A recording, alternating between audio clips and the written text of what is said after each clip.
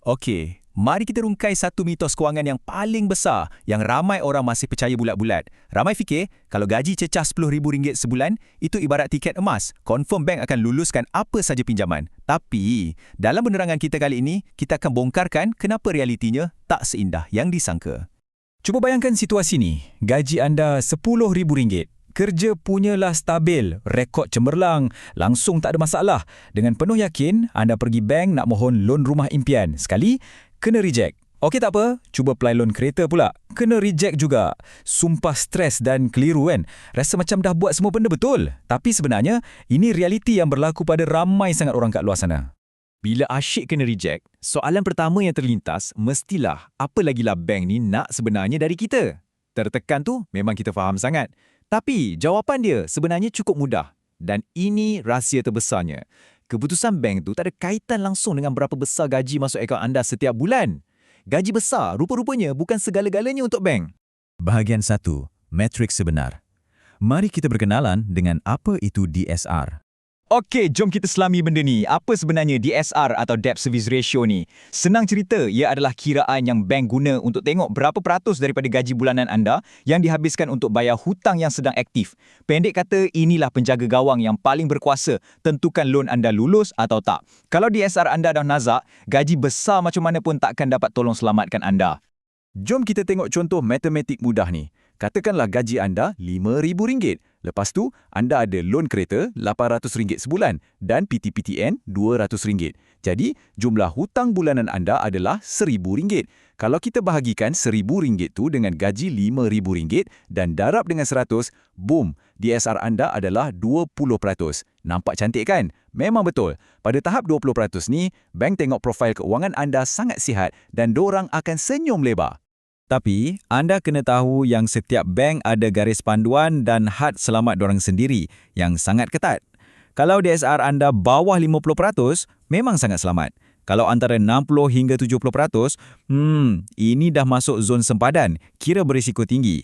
Dan kalau DSR cecah je lebih 70%, confirm permohonan anda hampir pasti kena reject terus. Bank tak main-main ya dengan had yang tak nampak ni.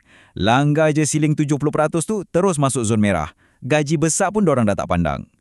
Bahagian 2, perangkap hutang tersembunyi. Sekarang kita kupas kenapa ramai yang terjerat dengan DSR ini. Jadi, kenapa orang yang gaji besar pun asyik terlanggar had reject 70% tu? Sebabnya, ada jurang yang sangat besar antara apa yang kita sangka dengan realiti keras pihak bank. Kita selalu ingat, bank cuma kira hutang yang besar-besar je macam rumah dengan kereta.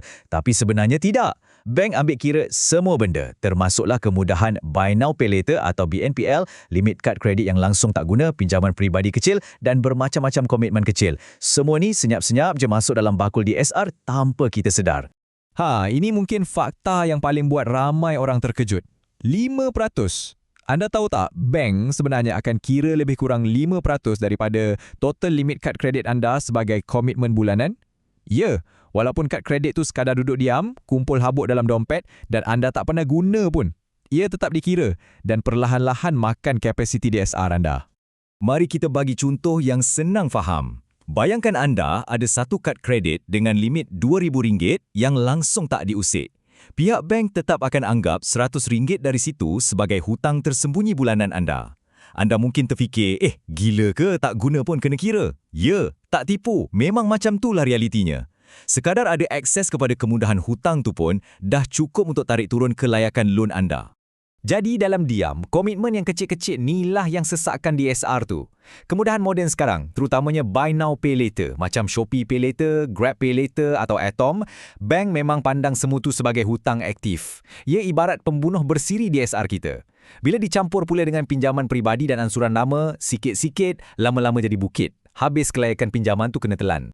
Jadi rumusan dia macam ni, dan ini sebab utama kenapa individu gaji RM10,000 pun boleh gagal. Bank tengok DSR anda dah tercekik, langsung tak ada ruang nak bernafas untuk tambah hutang baru. Walaupun gaji itu nampak gempak, tapi bila ditolak dengan segala kad kredit, BNPL, loan kereta, baki untuk survive tu, bank nampak macam tak cukup. So, bank pun ambil langkah selamat. Diorang takkan ambil risiko luluskan permohonan tu. Bahagian 3, strategi untuk kelulusan. So, poin yang paling penting sekarang, macam mana nak bersihkan DSR ni? Jangan risau, kita ada plan tindakan yang sangat straightforward kalau kita ikut sumber penerangan ni. Pertama, selesaikan terus BNPL dan clear segala komitmen kecil tu. Kedua, kurangkan guna kad kredit dan kalau boleh, minta bank turunkan terus limit kad tu secara kekal. Percayalah, dua langkah ni sangat berkesan nak cuci profil DSR anda dalam masa sebulan dua je. Dan langkah ketiga, mula bina penampang simpanan yang kukuh. Sebab apa tahu? Bank ni sebenarnya jatuh cinta dengan peminjam yang ada disiplin kewangan yang tinggi. Diorang suka tengok simpanan yang konsisten dan cash flow yang cantik. Bukan sekadar tengok, duit banyak masuk, lepas tu tiba-tiba lesak macam tu je secara rawak. Kestabilan adalah segala-galanya untuk yakinkan bank. Kalau bank nampak profil anda stabil, confirm peluang kelulusan melambung tinggi. Dan untuk cipta kestabilan yang bank suka tengok tu, sumber kita cadangkan supaya kita gunakan platform simpanan digital, contohnya platform patuh syariah macam Versa Cash. Alat macam ni sangat membantu untuk kita kumpul simpanan harian secara automatik dan siapkan penampan tunai tu. Bila cash flow dah cantik, bank pun tenang nak luluskan loan kita. Dan ini tip bonus yang ramai terlepas pandang. Timing tu sangat penting. Ada masanya, bukan profil anda yang tak bagus, tapi anda apply pada waktu yang salah. Kalau anda pergi apply loan baru pada waktu akaun BNPL tengah banyak aktif atau limit kad kredit pun tengah max out, memang automatik cari nahas lah. Tolong rancang masa permohonan betul-betul ya. Jadi, kesimpulan paling besar dari penerangan kita hari ini, 99% masa, loan anda kena reject tu bukannya sebab gaji rendah sangat, tapi sebab DSR anda tu dah terlampau padat, berhimpit-himpit dengan komitmen tersembunyi. Realiti ini benar-benar pecahkan mitos yang kita bincang awal-awal tadi kan? Gaji besar memang sah bukan jaminan kelulusan. Sebelum kita habis, saya nak tinggalkan anda dengan persoalan ni. Cuba anda cek balik kewangan anda hari ini. Adakah gaji besar anda tu sebenarnya secara senyap-senyap kena telan dengan hutang-hutang kecil yang tersembunyi? Mungkin sekarang adalah masa terbaik untuk semak semula tabiat BNPL dan limit kad kredit sebelum anda rancang nak apply apa-apa loan besar. Okey, itu sahaja. Harap penerangan ini bagi manfaat dan membantu mudahkan urusan anda dengan bank nanti.